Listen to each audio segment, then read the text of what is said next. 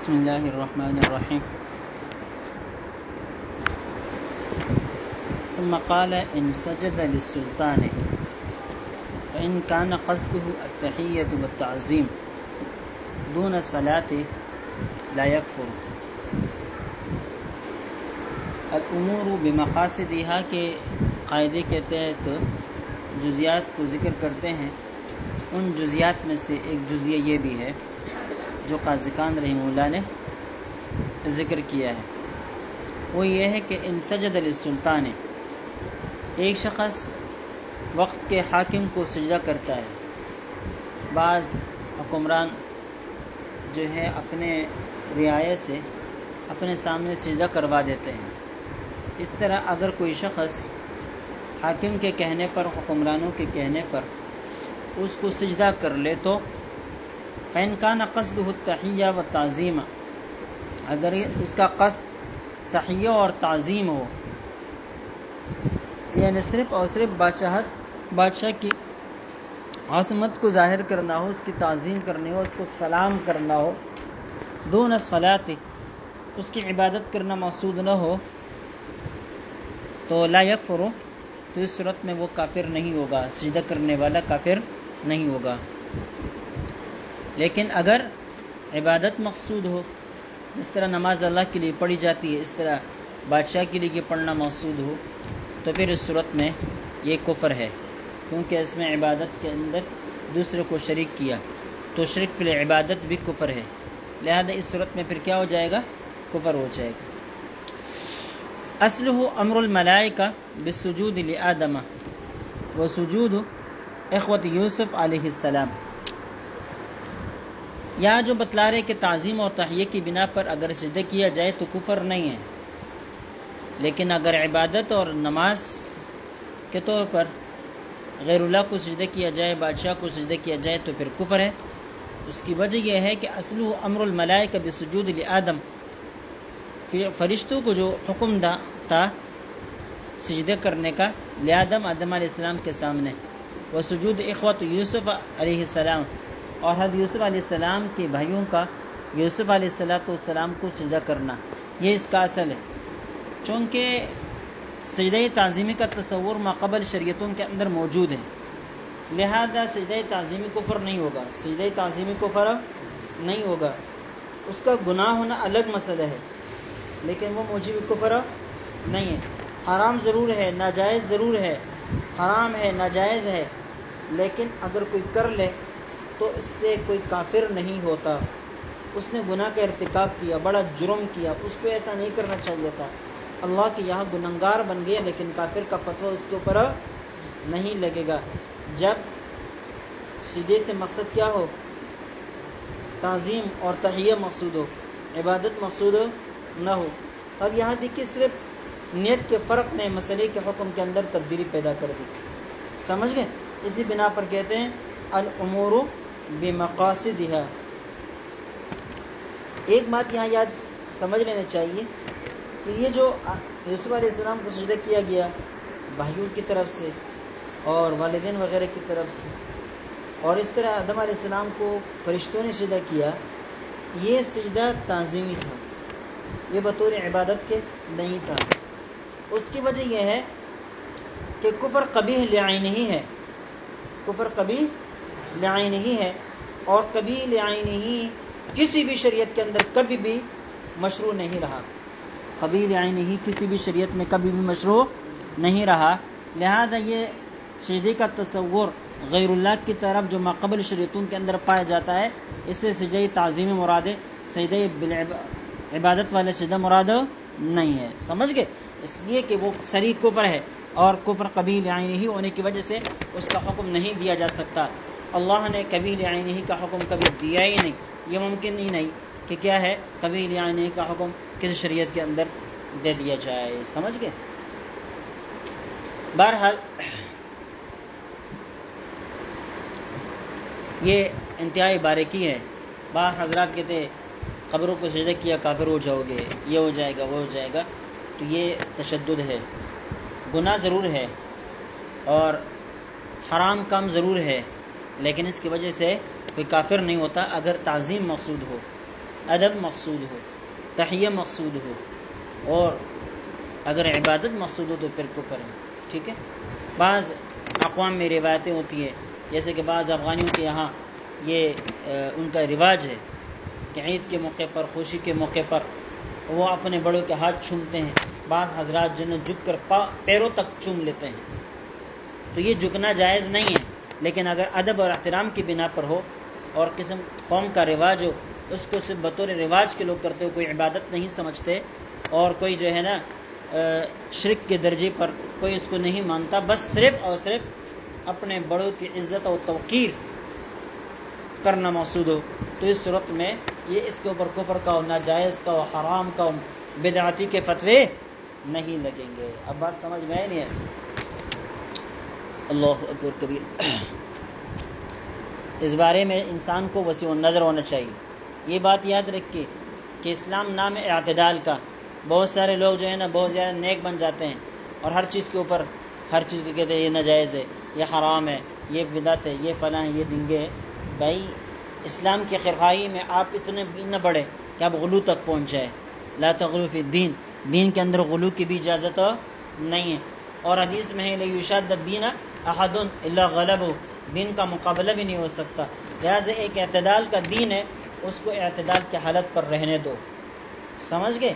ایک مسلمان کی مسلمانی اس صورت میں کامل ہو سکتی ہے کہ وہ ہر چیز کو اپنے اپنے مقام و مرتبے پر رکھے، نہ حالات سے اتنا مرغوب ہو جائے کہ ہر چیز کے اوپر کیا ہے فتوی لگائے، اور نہ اتنا روشن خیال بنے کہ اسلام کے جو احکام ہے ان کے اوپر بیان کرنے سے بھی وہ چوکیں یا ظہور کا ارتکاب کر لیں. اس قسم کے جو ہے نا تسامح سے کام لے، مداہنت سے کام لے، یہ بھی شریعت میں نہیں ہے.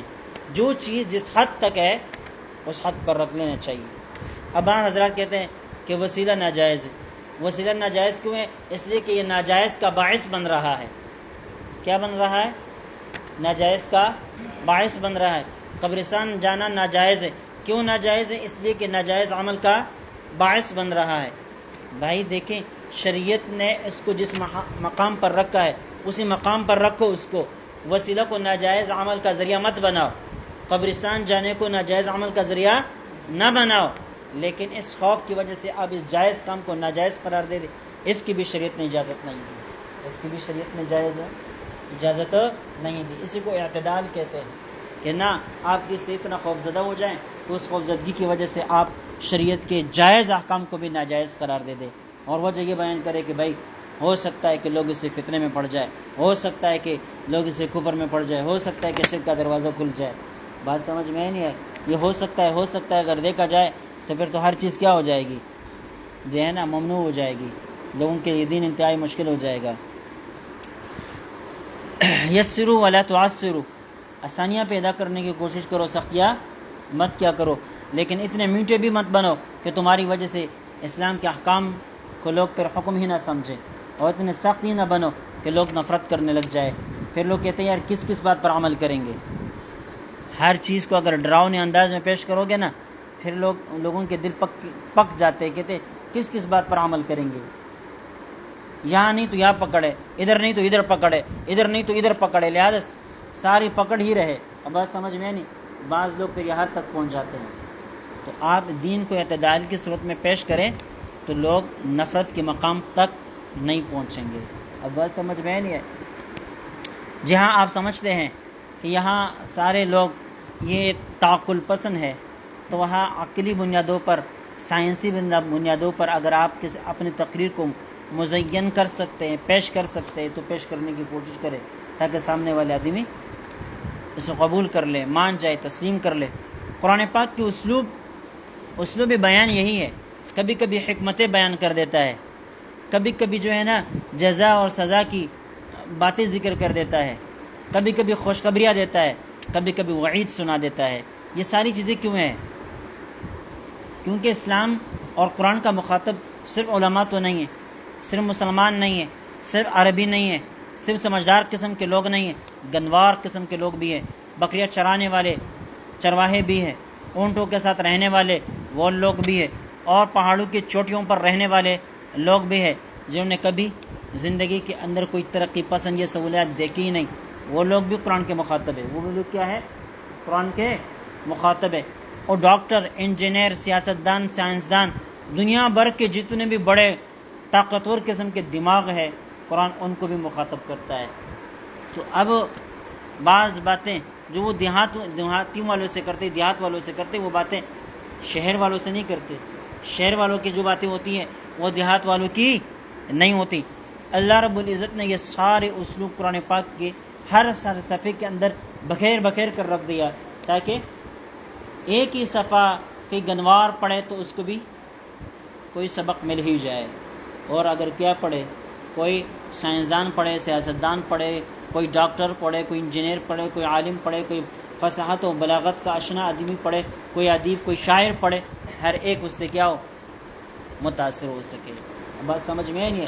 تو یہ اسی کو کہتے ہیں فصاحت و بلاغت۔ اسی بنا پر لوگ کہتے ہیں قرآن پاک کا اعجاز اس کی بلاغت اور فصاحت ہے۔ لیکن اگر صحیح بنیادوں پر دیکھا جائے تو عبید اللہ سندھی رحمہ اللہ فرماتے ہیں قرآن پاک کا جو اعجاز ہے وہ فصاحت و بلاغت اپنی جگہ، لیکن اس کی اصل اعجاز جو ہے وہ حکمت عملی ہے۔ وہ حکمت عملی ہے کہ ہر شخص کو اس کی زبان پر سمجھایا، ہر شخص کو اس کے انداز میں سمجھایا۔ اب جو لوگ اونٹوں، بکریوں، خچروں اور گدھوں اور مچھروں ان کے ذریعے سے سمجھائے جا سکتے ہیں تو ان کے لیے وہ باتیں ذکر کر دیتے ہیں، اور جو لوگ کیا ہے سمندری گہرائیوں کو سمجھتے ہیں تو ان کے لیے سمندروں کی مثال پیش کر دی گئی، اور جو لوگ آسمان کی فضاؤں کو سمجھتے ہیں، جانتے ہیں تو ان کے لیے کیا ہے؟ ان کو ذکر کر دیا گیا ہے۔ اور جو لوگ کیا ہے درختوں سے وغیرہ ان کاموں سے وابستہ ہے، لکڑیوں سے، تو ان کے لیے وہ مثالیں پیش کر دی گئی ہے۔ اور جو لوگ کیا ہے سائنٹیفک اندازوں پر، اور جیسے ڈاکٹر ہے، انجینئر ہے، تو پھر اللہ تعالیٰ نے انسانی ساخت کے حوالے سے گفتگو کر کے اس کو مخاطب کیا ہے۔ اب بات سمجھ میں آئی نہیں ہے؟ فرانس کے ایک ڈاکٹر کا واقعہ سنا مسلمان ہونے کا۔ وہ مسلمان کیسے ہوا؟ کہتے ہیں میں M B B S doctor بنا، لیکن پھر مجھے ایک سفر درپیش ہوا، اور وہ سفر میں نے بحری جہاز کے ذریعے سے طے کیا، لیکن بحری جہاز کا سفر مجھے اتنا پیارا لگا، اتنا اچھا لگا کہ میں نے ڈاکٹری چھوڑ کر وہاں پر جو ہے میں نے اپلائی کر دی اور نوکری کے لیے، اور وہ منظور ہو گئی اور میں وہاں کا نوکر بن گیا، ملازم بن گیا۔ تو پھر زندگی کا ایک طویل عرصہ سمندری جہازوں کو چلتے چلاتے گھومتے پھرتے وہ اس سے گزر گیا۔ کہتے ہیں میں نے بڑے بڑے طوفان دیکھے، اور سمندروں کے اندر رہنے والی بڑے بڑے جو ہے نا وہ جانور دیکھے، جو اب مچھلیوں کو آپ نے دیکھا ہوگا، ایسے بڑی بڑی مچھلیاں جو بڑی بڑی جہازوں کا مقابلہ کرتی ہے۔ اب بات سمجھ میں اس قسم کی چیزیں میں نے دیکھی، طوفان میں نے دیکھے، اندھیرے میں نے دیکھے۔ پھر جب بڑھاپا ہو گیا اور ریٹائرمنٹ ملی تو کہتے ہیں میں فرانس چلا گیا، ان کے آبائی وطن بھی فرانس تھا۔ کہتے ہیں فرانس واپس چلا گیا، اور ایک دیہات کے اندر میں نے ٹائم پاسی کے لیے، چونکہ ڈاکٹر ہوتا کلینک کھولی، وہ کلینک کیا تھی ایک دیہات کے اندر تھی، مجھے مطالعے کا موقع ملا تو ٹائم پاسی کے لیے میں نے کتابیں اٹھائی، بائبل دیکھی، تورات دیکھی، دیگر کتابیں دیکھی، آخر قرآن پاک کا مطالعہ میں نے شروع کر دیا۔ کہتے ہیں چلتا گیا پڑھتا گیا، تو وہاں ان کو ہدایت جو ملی کہاں سے ملی؟ قرآن پاک میں ہے کیا ہے؟ یغشاہ موج من فوقہ سحاب ظلمات بعضها فوق بعض۔ یہاں تک جب میں پہنچا تو اس کے اندر سمندری کیفیات کا جب ذکر کیا گیا ہے کہ ایسا لگتا ہے کہ اندھیروں در اندھیرے ہو، اندھیروں پر اندھیرے چھائے ہوئے ہو، ٹھیک ہے، ایک ایک موج دوسرے کے اوپر سوار ہو کر آ رہا ہو۔ تو مجھے ایسا لگا کہ مسلمانوں کا یہ پیغمبر، قرآن پاک کا یہ مصنف کسی طوفانی رات میں اور طوفانی کیفیت میں جہاز کی جو سامنے والی جگہ ہے ڈگی، اس پر بیٹھا ہوا ہے اور منظر کا مشاہدہ کر رہا ہے اور یہ الفاظ لکھ رہے ہیں۔ مجھے ایسا لگا، پھر میں نے سوچا کہ اگر میں اس منظر کو لکھنا چاہوں، اس کے اوپر میں کوئی کتاب لکھنا چاہوں تو میں اس منظر کو کیسے پیش کروں گا؟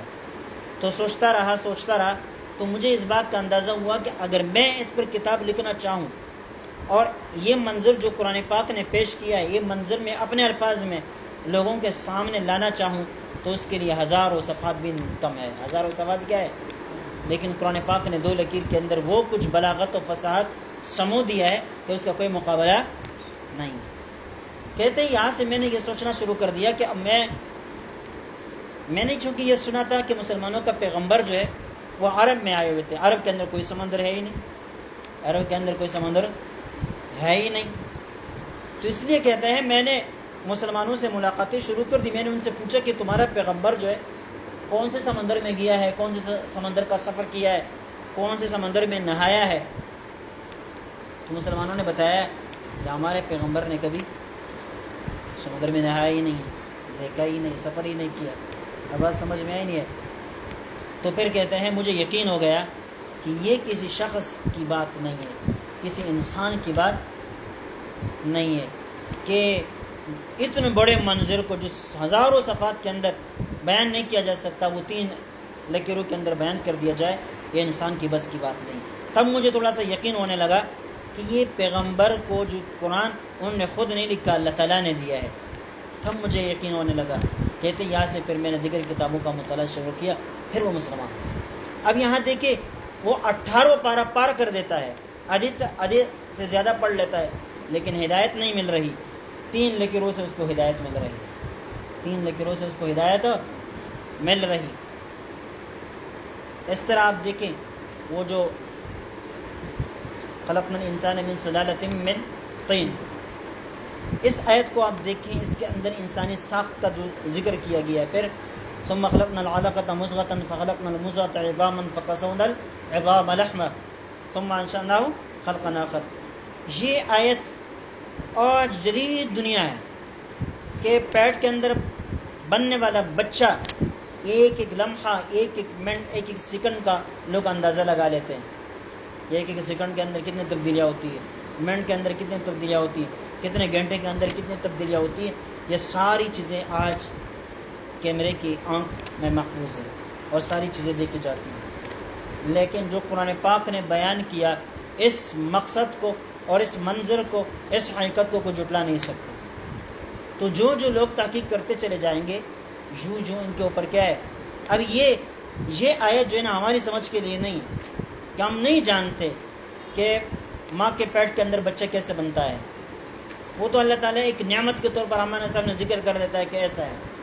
سمجھ گئے کہ تمہیں اتنے حالاتوں سے تمہیں نکال کر یہاں سامنے کھڑا کر دیا ہے، یہ تو اللہ تعالیٰ کے احسان کے طور پر کہہ دیتا ہے۔ لیکن جہاں تک اس کی گہرائیاں ہیں وہ گہرائیاں ہماری سمجھ میں، وہ کسی گنوار کے سمجھ میں، کسی دیہاتی کے سمجھ میں نہیں آتی، وہ ان ڈاکٹروں کے سمجھ میں آتی ہے جن کا کام یہی ہے۔ اب بات سمجھ میں ہے نہیں؟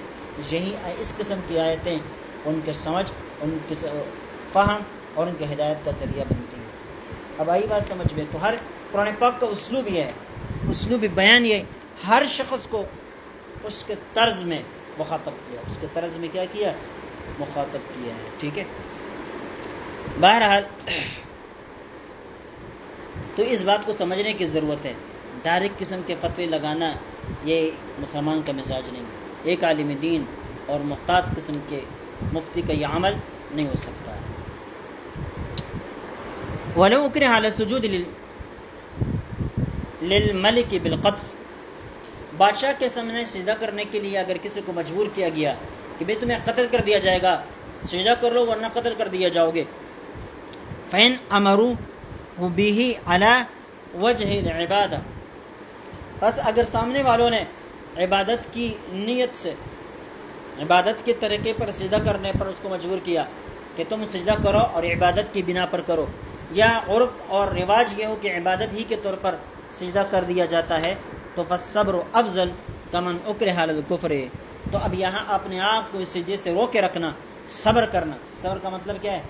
صبر کا لغوی معنی ہے روکنا، تو اپنے آپ کو اس سجدے سے روکنا اور صبر کرنا یہ افضل ہے کمن اکرہ علی الکفر۔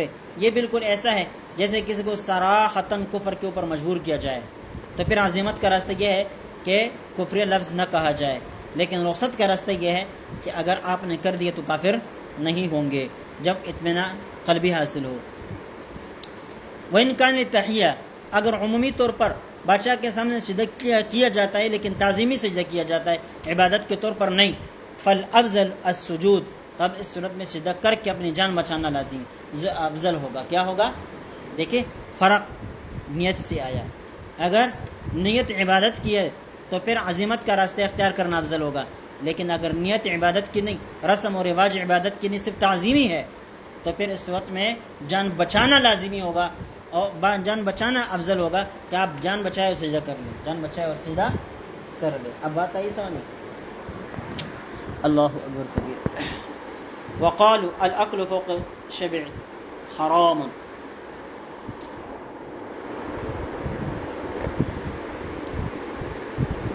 سیرابی سے زیادہ کھانا حرام ہے۔ ایک شخص کھاتا ہے اس کا پیٹ بھر گیا، اب آگے اس کو کھانے کی ضرورت تو نہیں، لیکن پھر بھی کھا رہا ہے، تو یہ حلال کھانا بھی کیا ہو جاتا ہے؟ حرام ہو جاتا ہے۔ کبھی کبھی طلبہ جو ختم کے لیے جاتے ہیں ڈبل ٹرپل کر کے کھاتا رہتے ہیں، بات سمجھ میں نہیں، دعوتوں پر بھی جاتے ہیں تو یہ حال ہوتی ہے۔ بہرحال یہ اللہ تعالیٰ کی طرف سے مدد ہے بھائی، سمجھ گئے؟ ہم ایک مدرسے میں پڑھتے تھے، وہاں صبح اور شام کا کھانا ختموں کا ہوتا تھا، ایک مرتبہ ختم نہیں آتا تب پتہ چلا کہ مدرسے میں آٹا ہی نہیں ہے۔ میں تقریباً وہاں ایک مہینے ڈیڑھ تک رہا تھا، ہم نے کبھی مدرسے میں کھانا نہیں کھایا تھا، ایک مرتبہ کھانے کی نوبت آئی تھی، پتہ چلا کہ مدرسے میں آٹا ہی نہیں، صبح بھی ختم شام کو بھی ختم۔ وہاں کے طلباء ختموں کے ایسے ٹریننگ ہو گئے تھے کہ جیسے ہی 15 منٹ ہو جاتے تھے بس سپارے ختم بند، بات سمجھ میں آئی نہیں، کہتے ختم ہو گیا بس کھانے کا وقت، بس ٹریننگ حاصل کی تھی ان لوگوں نے۔ ایک مرتبہ ایسا ہوا، ایک چھوٹا سا بچہ بھی ساتھ گیا ہوا تھا، اب وہ بچہ تو سمجھدار نہیں تھا، وہ بیٹھا تھا، کہتے بسم اللہ بسم اللہ بسم اللہ بسم اللہ، ٹائم پاس ہی کر رہا ہے نا۔ وہ گھر والا کے ساتھ بیٹھا، وہ کہتا ہے قاعدہ ہاتھ میں پکڑا ہوا ہے بسم اللہ بسم اللہ بسم اللہ بسم اللہ بسم اللہ، تو وہ گھر والا کہہ رہا ہے کہ یہ کون ہے، یہ تو پڑھتا نہیں ہے۔ تو ہمارا جو بڑا تھا نا وہ اتنا چالاک تھا، وہ یہ کون ہے یہ تو ہم جانتے ہی نہیں کہاں سے آ گیا، اس کو باہر نکال دیا، حالانکہ ساتھ لے کر گئے تھے۔ یہ جو ہے نا بڑی طریقے ہوتے ہیں۔ اللہ اکبر۔ وقالوا الاکل فوق الشبع حرام، پیٹ بھر کے اس کے بعد پھر کھانا یہ حرام ہے، بے قصد شہوہ، لیکن جب مقصد کیا ہو، تشہی ہو، شہوت ہو، تو پھر جو ہے نا زیادہ کھانا حرام بن جاتا ہے۔ لیکن طالب علم اگر ایک بار کھاتا ہے صحیح کھاتا ہے، شام کو دال سے بچنے کے لیے، بات سمجھ میں نہیں، تاکہ مطالعہ صحیح کر سکے، تو ان کے لیے کوئی چیز حرام نہیں ہے، تو ان کے لیے کوئی چیز حرام نہیں ہے۔ وہ لوگ کہتے ہیں نا کہ مولوی اپنے لیے ہر چیز کو حلال کر دیتے ہیں، تو بھائی ہر چیز حلال ہو جاتی ہے طریقے پر، نیت کا فرق ہے۔ کس کا فرق ہے؟ نیت کا فرق ہے۔ وہ کہتے ہیں سہارنپور کے جو مفتی صاحب تھے، مفتی یحییٰ صاحب، اس کے پر نالی سے پانی بہہ رہا تھا، اب پانی ضائع ہو رہا ہے، اب اگر عام آدمی ایسا کرتے نا تو اعتراض ہوتا، تو حضرت کے اوپر بھی کسی نے اعتراض کیا، کہتے ہیں کوئی مسئلہ نہیں، میں نے اس پانی بہنے سے اور بہانے سے نیت یہ کیا ہے تاکہ ارد گرد کی جگہ صاف ہو جائے، ارد گرد کی جگہ صاف ہو جائے، پر نالے بھی صاف ہو جائے گا، جہاں پر یہ پانی گرتا ہے وہ نیچے جگہ بھی صاف ہو جائے گی، میں نے یہ نیت کی۔ اب بات سمجھ میں آئی نہیں؟ اب پانی ضائع ہو رہا ہے لیکن تمہاری نظروں میں ضائع ہو رہا ہے، مفتی صاحب نے چونکہ نیت صحیح کی ہوئی ہے لہٰذا مفتی صاحب کی نظروں میں یہ ضائع نہیں ہو رہا، سمجھ یہ طریقہ۔ الاکل فوق الشبع حرام بقصد الشہوہ وان قصد به التقوی علی الصوم، لیکن اگر کوئی شخص سحری کے وقت زیادہ کھاتا ہے تاکہ روزے کے اوپر قوت حاصل ہو جائے، او مواکلۃ ضیف، یا جو ہے نا مہمان ساتھ بیٹھا ہوا یہاں پر سمجھتے ہیں کہ میں بس کر لوں، تو پھر یہ کیا ہے، مہمان بھی شرم کے ہمارے بس کر دے گا، تو اس کو کھلانے کے لیے آپ جو ہے نا کھاتے چلے جا رہے ہیں، فمستحب، تو پھر کیا بنے گا؟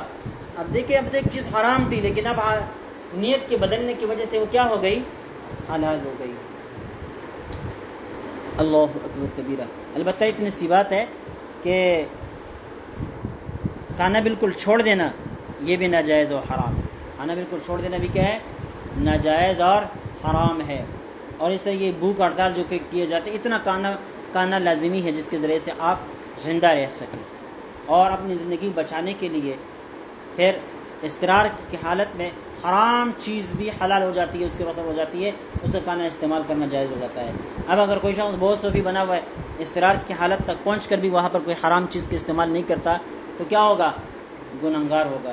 پھر جو لوگ بھوک ہڑتال کرتے ہیں وہ بدرجہ اولا گنہگار ہے۔ کیا ہے؟ اپنے آپ کو ہلاکت میں ڈالنا شریعت کا حکم نہیں۔ اللہ اکبر۔ لیکن ہمارے یہاں لوگ اپنے آپ کو ہلاکت میں ڈالتے تو کہتے بہادر ہیں، اور پھر اس کے بعد اس کے مر جانے کے بعد اسے قصیدے پڑھے جاتے ہیں۔ بھائی یہ کیا ہے؟ اپنے کارکنوں کو، جماعت کی جو قیادت ہے ان کو چاہیے کہ اپنے کارکنوں کی عزتوں کی اور ان کی جو ہے نا کیا ہے جانوں کی، ان کے مالوں کا تحفظ کریں، ان کو مروائے اور پھر کہے کہ ہم بہادر ہیں اور ہم جو ہے نا کیا ہے قربانیوں والے لوگ ہیں۔ یہ قربانی کی باتیں نہیں ہیں، قربانی کی باتیں نہیں ہیں۔ فری میں قربانی دینا کوئی کمال نہیں ہے، اپنی عزتوں کو محفوظ کر کے رکھنا کمال ہے۔ قرآن پاک میں وَأَعِدُّوا لَهُم مَا اسْتَطَعْتُم مِّن قُوَّةٍ وَمِن رِّبَاطِ الْخَيْلِ تُرْهِبُونَ بِهِ عَدُوَّ اللَّهِ۔ ایسے طاقت پر رہنا چاہیے کہ تمہیں دیکھ کر ہمیشہ کے لیے تم سے تمہارا دشمن مرعوب رہے۔ تو یہ اس صورت میں ہو سکتا ہے کہ تمہارے پاس جوان موجود ہو، خواہ مخواہ اس کو خود کش حملوں میں اڑاؤ اور اس کو پناہ کے ساتھ ٹکرا کر مرواؤ، کہتے شہید ہو گئے۔ بھائی شہید ہو گئے، شہید وہ ہو گیا لیکن قوم کا کوئی فائدہ تو نہیں ہوا نا۔ بات آئی سمجھ میں؟ یہ چیزیں عقل مندی کی چیزیں، سوچنے کی چیزیں ہیں۔ بہرحال وہ جنرل حمید گل نے لکھا تھا، انٹرویو میں کہا تھا اور لکھا بھی ہے کہ یہ جو کشمیر کی جنگ ہے، کہتے ہیں میں نے افغانستان سے طلباء اور مجاہدین لا کر کشمیر میں لڑائے، یا کہ مولوی بھی وہاں جا کے لڑوا دیے۔ کہتے ہماری بھی جان چھوٹ گئی مولویوں سے اور وہ بھی جنت جلدی پہنچ گئے، ان کو شوق ہے جنت پہنچنے کی تو ہم نے جلدی پہنچا دی۔ یہ ہے حالت ذات۔ اب آج بات سمجھ گئی تو اب یہ پالیسیاں سمجھنے کی ضرورت ہے۔ پالیسیوں کو سمجھو کہ کیا ہو رہا ہے کیا نہیں ہو رہا ہے، کس بنا پر یہ سارے لڑائیاں ہیں، جھگڑے ہیں۔ کبھی کشمیر کے نام پر چندے جمع کیا جا رہے ہیں، کبھی جہاد کے نام پر جمع کیے جا رہے ہیں۔ اس کے پیچھے مقاصد کیا ہے؟ ان لوگوں کا مقصد یہ ہے کہ یہ دیندار لوگوں کو یہاں سے اڑائے، کشمیر میں لڑوائے، یہ جنت بھی جلدی پہنچ جائیں گے اور ان کی بھی جان چھوٹ جائے گی، ان کے میدان بھی خالی ہو جائے گا، کوئی احتجاج کرنے والا باقی نہیں رہے گا۔ وزیرستان میں کتنے مجاہدین کو شہید کیا، نیک نیک قسم کے لوگوں کو شہید کیا، بڑے بڑے کارکنوں کو شہید کیا۔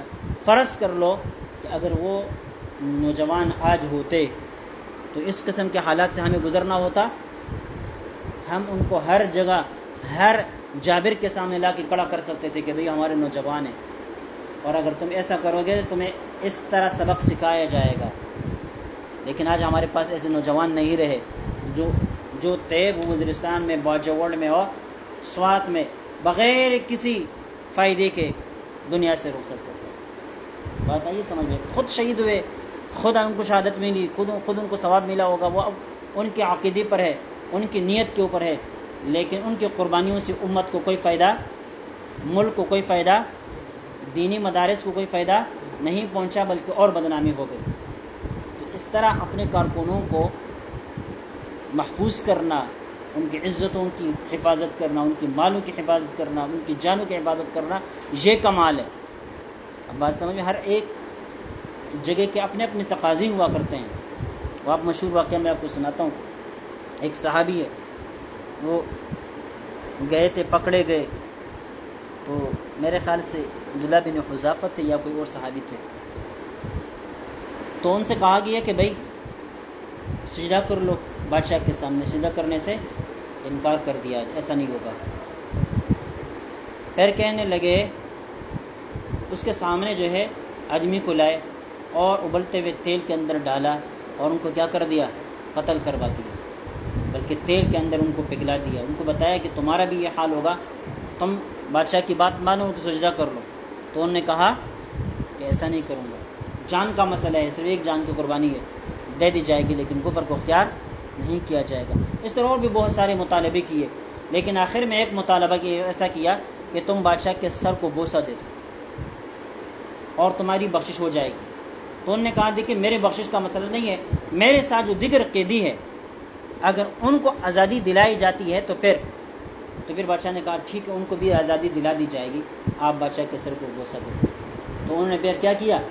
بادشاہ کے سر کو بوسہ دیا۔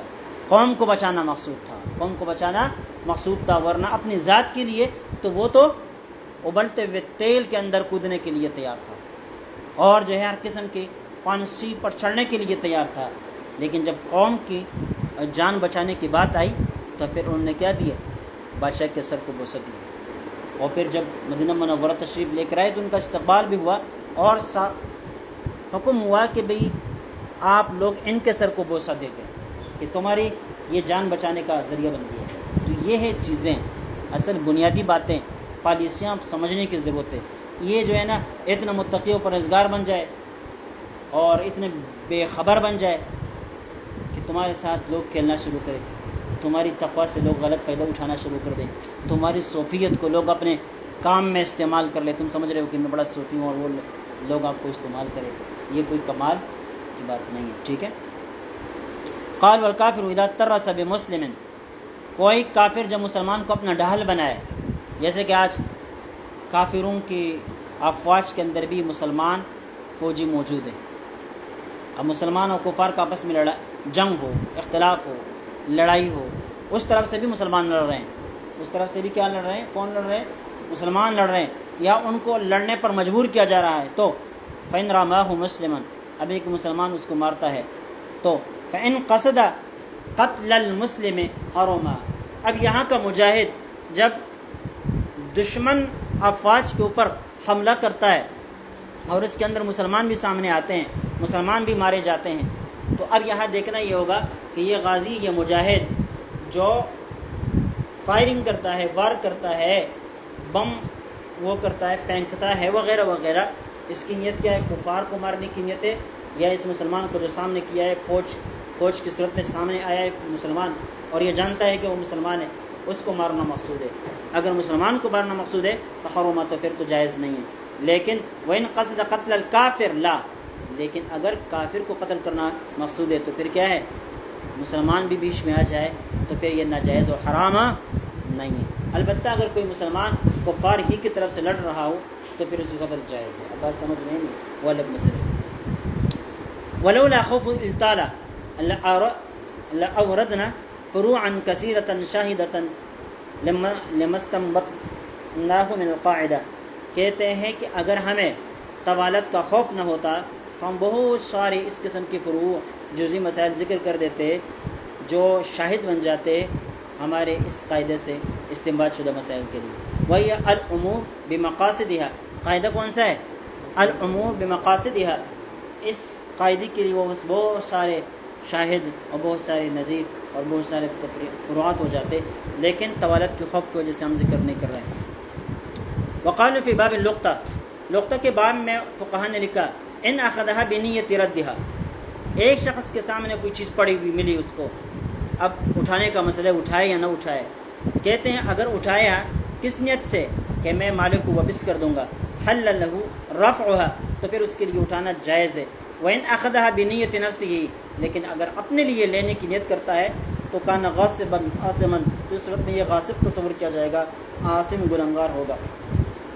نیت کی وجہ سے حکم میں فرق آ گیا۔ وفی التطرخانیہ فی الحظر والاباحہ اذا توسد الکتاب، ایک آدمی نے کتاب کو تکیہ بنا دیا، کتاب کو ٹیک لگا دیا، فإن قصد الحفظ لا یکرہ وإلا یکرہ، اگر اس کا مقصد یہ ہے کہ اس کی حفاظت ہو جائے تو پھر یہ مکروہ نہیں ہے، لیکن اگر حفاظت کرنا مقصود نہیں ہے، آرام لینا مقصود ہے، تو پھر اس صورت میں یہ مکروہ ہوگا۔ کسی کتاب کو ٹیک لگا کر بیٹھ جانا یا اس کو پسر رکھ کر سو جانا، یہ کیا ہے؟ بے ادبی ہے۔ لیکن اگر حفاظت کرنا مقصود ہو تو پھر مثال کے طور پر آپ سفر پر ہے، آپ کے پاس کتاب ہے اور جو ہے نا آپ کو نیند آ گئی، ابھی آپ سمجھتے ہیں کہ اگر میں نے یہ کتاب آگے پیچھے کہیں رکھ دی تو یہاں سے چور اٹھا کر لے جائے گا، اس لیے آپ نے کیا کر دیا؟ سر کے نیچے رکھ دیا اس کو، تو اس صورت میں کیا ہے؟ یہ آپ کے لیے جائز ہے۔ وفی التطرخانی، اچھا وَإِنْ غَرَسَ فِي الْمَسْجِدِ، مسجد کے اندر کوئی درخت وغیرہ لگانا یہ صحیح بات نہیں ہے، مکروہ ہے، لیکن اگر قصد ارادہ درست ہو، فإن قصد الذل لا یکرہ، لیکن اگر مسجد دھوپ کے مقام پر ہے اور وہاں پر درخت لگائے جائے اس نیت سے کہ بھائی یہاں لوگوں کو کیا ہوگا، ان کے اوپر سایہ ہوگا، یا لوگ آئیں گے یہاں بیٹھ کر سایہ لیں گے، نماز پڑھنے والے یہاں بیٹھیں گے، اس نیت سے پھر صحیح ہے۔ وَإِنْ قَصْدَ مَنْفَعَةً أُخْرَى يَكْرَهُ، لیکن اگر مسجد کی زمین کے اوپر درخت لگاتا ہے، اس نیت سے لگاتا ہے سیب کا وہ لگا دیا، درخت لگا دیا، یا جو ہے نا کوئی امرود کا لگا دیا، مالٹوں کا لگا دیا، مقصد یہ ہے کہ مالٹی بھی ملیں گے اور کھاتا رہوں گا، اور کیا ہے درخت بھی لگ جائے گا۔ آواز سمجھ میں نہیں؟ اب چونکہ یہاں اس کا مقصد کیا ہے، دنیاوی ہے، اس لیے اب یہ درخت لگانا یکرہ مکروہ ہوگا۔ اس طرح اگر کوئی زمین، مسجد کی زمین ایسی ہے جو چکنی ہے، یا اس کے اندر پانی، بعض زمین ایسی ہوتی ہے جس سے پانی نکلتا رہتا ہے، پانی رستا رہتا ہے، اب وہاں کوئی آدمی درخت اس لیے لگاتا ہے تاکہ یہ درخت جو پانی نکلتا ہے اس کو جذب کر لے، کیونکہ درخت جو ہے نا پانی کو کیا کر لیتا ہے، جذب کر لیتا ہے، کھینچ لیتا ہے اور اس کو خشک بند کر لیتا ہے۔ تو اگر اس مقصد کے لیے درخت لگاتا ہے مسجد کی زمین کے اوپر یا مسجد کے اندر تو یہ پھر جائز ہوگا۔ اللہ اکبر۔ وکتابۃ اسم اللہ تعالی علی الدراہم، دراہم کے اوپر اللہ تعالیٰ کا نام لکھوانا، جیسے کہ پیسوں کے اوپر مسجد بنی ہوئی ہوتی ہے نا، ہم پاکستانی روپیوں کے اوپر آپ نے دیکھا ہوگا یہ مسجد کے نشانات ہے، کیا ہے فیصل مسجد کے نشان بنے ہوئے ہیں، اور اس طرح جو ہے نا اور بھی کلمے لکھے ہوئے ہوتے ہیں۔ سعودی عرب کے ریال اور دراہم کے اوپر کیا الہ الا اللہ کلمہ لکھا ہوا ہوتا ہے، بات آئی سمجھ میں؟ اب اس طرح جھنڈوں کے اوپر لوگ کلمے لکھتے ہیں، جیسے کہ افغانستان کے جھنڈے کے اوپر لا الہ الا اللہ لکھا ہوا ہے، ہماری JTI کے جھنڈے پر للہ الامر وغیرہ لکھا ہوا ہے، تو اللہ کا نام ہے واضح طور پر، بعض جھنڈوں کے اوپر لکھا ہوتا ہے اللہ اکبر، اس قسم کے الفاظ لکھے ہوئے ہوتے ہیں۔ تو کہتے ہیں ان کان بقصد العلامت لا یکرہ، اگر یہ پہچان علامت اپنے مسلمانی کے ظاہر کرنے کے لیے ہے تو پھر کیا ہے، مکروہ نہیں ہے، لیکن وللتہاون یکرہ، لیکن اگر اہانت کے لیے اس کے ذریعے سے، اب یہ کلمے پر اللہ اکبر لکھا ہوا ہے، لا الہ الا اللہ لکھا ہوا ہے، جھنڈے وغیرہ کے اوپر آپ نے اوپر لگایا، کچھ دنوں کے بعد وہ نیچے گر گیا، اس کی کیا ہو رہی ہے، اہانت۔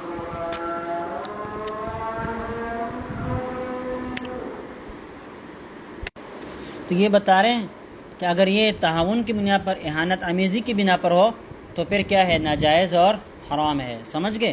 اس سے آپ اندازہ لگائے کہ ہمارے جھنڈوں کے اوپر، ہمارے اشتہارات کے اوپر آیتیں لکھی ہوئی ہوتی ہیں باقاعدہ، مدارس کے لیے داخلوں کا جو ہے اشتہار لگایا جا رہا ہے اس کے اوپر حدیث لکھی ہوئی ہے، اس کے اوپر قرآن پاک کی آیت لکھی ہوئی ہے، اشتہارات ہے وغیرہ کسی اور کام کے لیے اس کے اوپر احادیث قرآن پاک کی آیتیں لکھی ہوئی ہے، اخبارات ہے، اخبارات کے شروع میں بالکل پہلے صفحے کے ساتھ ساتھ نام کے ساتھ ساتھ کوئی نہ کوئی آیت، کوئی نہ کوئی حدیث لکھی ہوئی ہوتی ہے، اور وہی اخبارات ہمارے روٹیوں میں بٹی والے استعمال کرتے ہیں، اور کیا ہے بھائی اس طرح وہ بیچتے ہیں کباڑیوں کے اوپر، کباڑی ان کو غلط طور پر استعمال کرتے ہیں، یہ ساری چیزیں ہم دیکھتے ہیں، لیکن ان کو ہم ایسے جو ہے نا گویا کہ کوئی گناہ کا کام نہیں ہے، لیکن اگر یہ سارے کام کسی کافر نے کر دیے تو پھر ہم اس کو قتل کرنے پر آمادہ ہو جاتے ہیں۔ اب یہ دیکھیں جو آج انڈیا کے ایک منسٹر نے آپ صلی اللہ علیہ وسلم کی شان میں گستاخی کی ہے، ساری دنیا ان کے خلاف اٹھ کھڑی ہے اور کھڑا ہونا چاہیے، ہمارے پارلیمنٹ نے بھی ان کے خلاف آواز اٹھائی اور جمعہ کے دن میرے خیال سے احتجاج کے لیے انہوں نے مقرر بھی کیا ہے، اس طرح دنیا بھر سے اس کے خلاف آوازیں اٹھ رہی ہیں، اور یہاں تک کہ حکومت نے اس کو ابھی منسٹری سے میرے خیال سے ڈسچارج بھی کر دیا ہے۔ لیکن بات یہ ہے کہ اس نے جو جملہ لکھا یہ وہی جملہ ہے جو جملہ پچھلے سال یا 8 مارچ کو ہماری آزاد خیال خواتین نے لکھا تھا۔ ان آزاد خیال خواتین میں سے ایک بینر میں نے خود دیکھا، ایک اشتہار کے اوپر لکھا ہوا تھا، میں 9 سال کی تھی، وہ 50 سال کا تھا، ٹھیک ہے، اور میں اس کے ساتھ جبر کے ساتھ زندگی گزارنے پر مجبور تھی، وہ جابر تھا۔ یہ لفظ اس منشر نے لکھے تو آج ساری دنیا اس کے خلاف بات کر رہی ہے، لیکن یہی الفاظ ہمارے یا کراچی میں خواتین نے پولیس کی سرگردی میں، ان کی حفاظت میں خواتین نے یہ بینر اٹھائے اور احتجاج کیا، اس کے اوپر ہم دست سے مس نہیں ہوئے، ہم نے ان کے خلاف کوئی ایکشن نہیں لیا، ہم عدالت نہیں گئے، ان کو نہیں رکوایا۔ ایک مسلمان لڑکی جو اپنے آپ کو مسلمان کہہ رہی ہے وہ یہ ایسا کرتی ہے، یہ ہماری حالات ہے۔ تو یہاں پر یہ بتا رہے ہیں کہ اگر اللہ کا نام آپ جھنڈے پر لکھ رہے ہیں، اشتہار پر لکھ رہے ہیں، یا جو ہے نا پیسوں کے اوپر چھاپ رہے ہیں، مقصد اگر کیا ہو اہانت نہ ہو بلکہ علامت ہو یا تعظیم ہو تو پھر تو درست ہے، لیکن اہانت ہو تو پھر یہ کفر کے درجے تک بات پہنچ جائے گی۔ اب بات سمجھ میں نہیں ہے، لیکن ان چیزوں کا اگرچہ آپ قصد ارادہ اہانت کا نہیں بھی کرتے ہیں پھر بھی ان کی اہانت کر دی جاتی ہے، لہذا اس سے احتراز کرنا چاہیے، اس سے بچنا چاہیے۔ آپ اتنے نیک نہ بنیں کہ خواہ مخواہ جو ہے نا اشتہارات کے اوپر آپ قرآن پاک کی آیتیں لکھ لیتے، کیا ضرورت ہے بھائی؟ ضرورت کیا ہے؟ جو پڑھنے کے لیے آئے گا آئے گا، جو پڑھنے کے لیے نہیں آئے گا تمہاری ذمہ داری میں نہیں، تمہاری ذمہ داری میں یہ چیزیں نہیں ہے کہ تم خواہ مخواہ قرآن پاک کی توہین جیسے حالت کا ارتکاب کر کے لوگوں کے کو دعوت دو۔ یہ چیزیں جو ہے اس کے خیال رکھنا چاہیے۔ والجلوس علی الجولق فیہ مصحف، جلوس علی الجولق، جولق کہتے ہیں بوری کو، ایک بوری ہے، بنڈل ہے سمجھو، یا کاٹن ہے سمجھو، فیہ مصحف، اس کاٹن کے اندر کیا ہے؟ قرآن پاک کا نسخہ پڑا ہوا ہے۔ اب ایک آدمی اس کاٹن کے اوپر بیٹھ گیا، ان قصد الحفظ لا یکرہ والا یکرہ، اگر اس کا مقصد کیا ہو؟ حفاظت کرنا ہو، مثال کے طور پر اب دشمن یہاں پر ہے اور آپ کو پتہ ہے کہ اگر میں اس کاٹن سے اٹھوں یا اس پر نہ بیٹھوں تو یہ لوگ آ کر کاٹن کو چھین لیں گے اور قرآن پاک کی کیا کر لیں گے؟ توہین کر لیں گے۔ تو اب اس صورت میں آپ اس کاٹن کے اوپر بیٹھ سکتے ہیں۔ اب قرآن پاک کے اوپر آپ بیٹھے ایک قسم کے بالواسطہ، لیکن مقصود اس کو محفوظ بنانا ہے اور اس کی اہانت کرنا مقصود نہیں تو جائز ہے۔ اگر اہانت مقصود ہو یا کوئی بھی نیت نہ ہو، کوئی بھی نیت نہ ہو تو پھر اس صورت میں یہ ناجائز ہے، حرام ہے، اس سے بچنا چاہیے۔ آگے جو ہے نا کہتے ہیں کہ قاعدے کے اندر کئی چھوٹے چھوٹے اور ہاتین قاعدین شنو کلام علی النیہ وفیہ مباحث، یہ دونوں قاعدے انما الاعمال بالنیات والی اور الامور بمقاصدها، اس کے اندر 10 مقامات پر گفتگو ہے، انشاءاللہ کل سے پھر اس کو پڑھیں گے۔ چلیے،